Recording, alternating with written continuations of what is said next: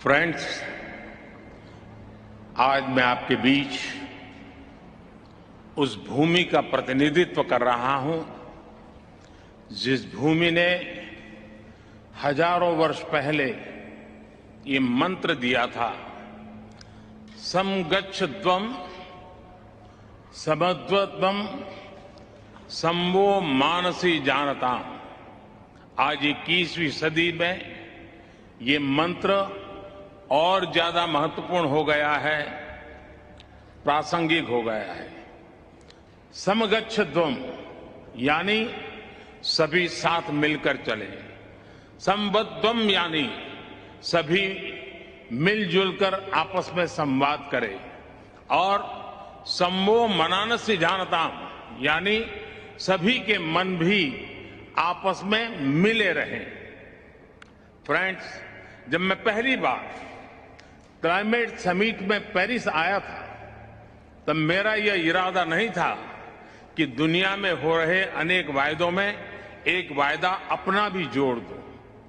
मैं पूरी मानवता के लिए एक चिंता के साथ आया था।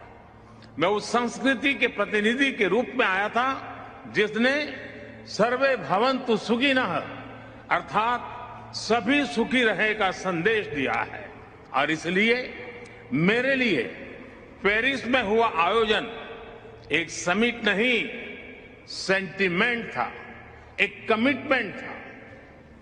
और भारत वो वायदे विश्व से नहीं कर रहा था, बल्कि वो वायदे 125 करोड़ भारतवासी अपने आप से कर रहे थे। और मुझे खुशी है कि भारत जैसा विकासशील देश, जो करोड़ों लोगों को गरीबी से बाहर निकालने में जुटा है, जो करोड़ों लोगों की ईज ऑफ लिविंग पर रात दिन काम कर रहा है, आज विश्व की आबादी का 17% होने के बावजूद जिसकी एमिशंस में रिस्पांसिबिलिटी सिर्फ 5% रही है, उस भारत ने अपना कर्तव्य पूरा करके दिखाने में कोई कसर बाकी नहीं छोड़ी है। आज पूरा विश्व मानता है कि भारत एकमात्र बड़ी अर्थव्यवस्था है जिसने पेरिस कमिटमेंट पर लेटर एंड स्पिरिट में डिलीवर किया है। हम संकल्पबद्ध होकर हर संभव एफर्ट्स कर रहे हैं, परिश्रम कर रहे हैं और परिणाम लाकर दिखा रहे हैं। फ्रेंड्स, आज जब मैं आपके बीच आया हूं तो भारत के ट्रैक रिकॉर्ड को भी लेकर के आया हूं। मेरी बातें सिर्फ शब्द नहीं हैं, ये भावी पीढ़ी के उज्जवल भविष्य का जयघोष है। आज Bharat installed renewable energy capacity में विश्व में चौथे नंबर पर है। बीते 7 वर्षों में भारत की नॉन फोसिल फ्यूल एनर्जी में 25% से ज्यादा की वृद्धि हुई है, और अब ये हमारे एनर्जी मिक्स का 40% पहुंच गया है।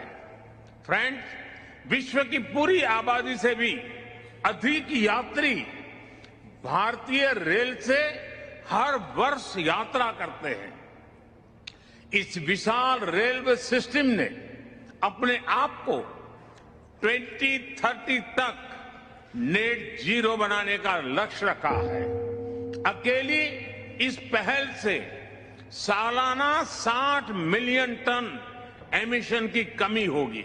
इसी प्रकार हमारे विशाल एलईडी बल्ब अभियान से सालाना 40 मिलियन टन एमिशन कम हो रहा है।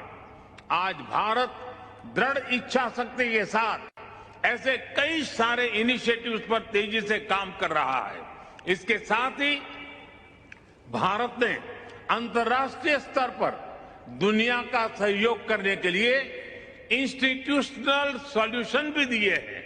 सोलर पावर में एक क्रांतिकारी कदम के रूप में हमने इंटरनेशनल सोलर अलायंस की पहल की।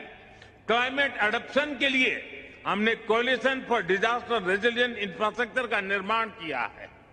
ये करोड़ों जिंदगियों को बचाने के लिए एक संवेदनशील और महत्वपूर्ण पहल है। फ्रेंड्स, मैं एक और महत्वपूर्ण विषय पर आप सभी का ध्यान केंद्रित करना चाहता हूं। आज विश्व मान रहा है कि क्लाइमेट चेंज में लाइफस्टाइल की एक बहुत बड़ी भूमिका है। मैं आज आपके सामने एक वन वर्ल्ड मूवमेंट का प्रस्ताव रखता हूं। वन वर्ल्ड एक शब्द क्लाइमेट के संदर्भ में वन वर्ल्ड एक विश्व का मूल आधार बन सकता है, अधिष्ठान बन सकता है। ये एक शब्द है लाइफ, LIFE, यानी लाइफस्टाइल फॉर एनवायरमेंट। आज जरूरत है कि हम सभी लोग एक साथ आकर कलेक्टिव पार्टिसिपेशन के साथ लाइफस्टाइल फॉर एनवायरमेंट यानी लाइफ को एक अभियान की तरह आगे बढ़ाएं। ये एनवायरमेंटल कॉन्शियस लाइफस्टाइल का एक मास मूवमेंट बन सकता है। आज आवश्यकता है माइंडलेस और डिस्ट्रक्टिव कंजम्पशन के बजाय माइंडफुल और डेलिबरेट यूटिलाइजेशन की। ये मूवमेंट एक साथ मिलकर ऐसे लक्ष्य तय कर सकता है जो डाइवर्स एरिया जैसे fishing, agriculture, wellness, dietary choices, housing, packaging, hospitality, tourism, clothing, fashion, water management और एनर्जी जैसे अनेक सेक्टर्स में एक क्रांतिकारी बदलाव ला सकता है। ये ऐसे विषय हैं जहां हम में से प्रत्येक को हर रोज कॉन्शियस चॉइस करनी होगी। पूरी दुनिया में करोड़ों अरबों लोगों के हर रोज की ये चॉइसेस क्लाइमेट चेंज के खिलाफ लड़ाई को हर दिन बिलियन स्टेप्स आगे ले जाएगी। और मैं इस आर्थिक आधार पर, वैज्ञानिक आधार पर, बीती शताब्दी के अनुभवों के आधार पर हर कसौटी पर खरा उतरने का मूवमेंट मानता हूं। स्व से समष्टि का यही रास्ता है, अहम से वयम के कल्याण का यही रास्ता है। फ्रेंड्स, क्लाइमेट चेंज पर इस वैश्विक मंथन के बीच मैं भारत की ओर से इस चुनौती से निपटने के लिए 5 अमृत तत्व रखना चाहता हूं, पंचामृत की सौगात देना चाहता हूं। पहला, भारत 2030 तक अपनी नॉन फोसिल एनर्जी कैपेसिटी को 500 गीगावाट तक पहुंचाएगा। दूसरा, भारत 2030 तक अपनी 50% एनर्जी रिक्वायरमेंट्स रिन्यूएबल एनर्जी से पूरी करेगा। तीसरा, भारत अब से लेकर 2030 तक के कुल प्रोजेक्टेड कार्बन एमिशन में 1 बिलियन टन की कमी करेगा। चौथा, 2030 तक भारत अपनी अर्थव्यवस्था की कार्बन इंटेंसिटी को 45% से भी कम करेगा।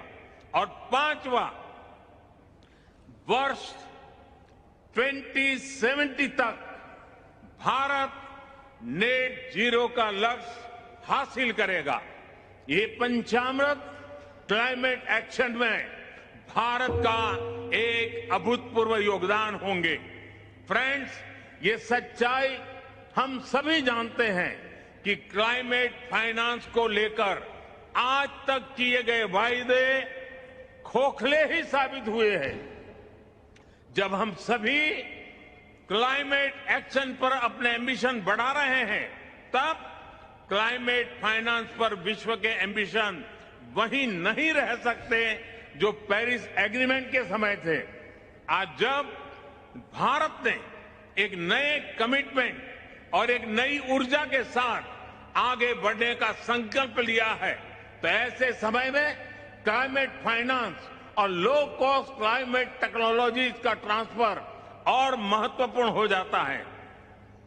भारत की अपेक्षा है कि विकसित देश जल्द से जल्द $1 ट्रिलियन का क्लाइमेट फाइनेंस उपलब्ध कराएं। आज आवश्यकता है कि जैसे हम क्लाइमेट मिटिगेशन में हुई प्रगति को ट्रैक करते हैं, वैसे ही हम क्लाइमेट फाइनेंस को भी ट्रैक करें। उचित न्याय तो ये होगा कि जो देश क्लाइमेट फाइनेंस पर किए अपने वादों पर खरे नहीं उतरे, उन पर दबाव बने। फ्रेंड्स, आज भारत क्लाइमेट के विषय पर बहुत ही साहस और बड़ी महत्वाकांक्षा के साथ आगे बढ़ रहा है। भारत अन्य सभी विकासशील देशों की पीड़ा भी समझता है, उन्हें साझा करता है और उनकी अपेक्षाओं की अभिव्यक्ति भी निरंतर करता रहेगा। कई विकासशील देशों के लिए क्लाइमेट चेंज उनके अस्तित्व पर मंडरा रहा है, एक बड़ा संकट है। हमें दुनिया को बचाने के लिए आज बड़े कदम उठाने ही होंगे। यही समय की मांग है और यही इस फोरम की प्रासंगिकता भी सिद्ध करेगा। मुझे विश्वास है कि ग्लासगो में लिए गए निर्णय हमारी भावी पीढ़ियों का भविष्य बचाएंगे और सुरक्षित और समृद्ध जीवन का उपहार देंगे। अध्यक्ष जी, मैंने समय अधिक लिया, आपसे मैं क्षमा चाहता हूं, लेकिन विकासशील देशों की आवाज उठाना ये मैं अपना कर्तव्य मानता हूं, इसलिए मैंने उस पर भी बल दिया है। मैं फिर एक बार आपका बहुत बहुत धन्यवाद करता हूं।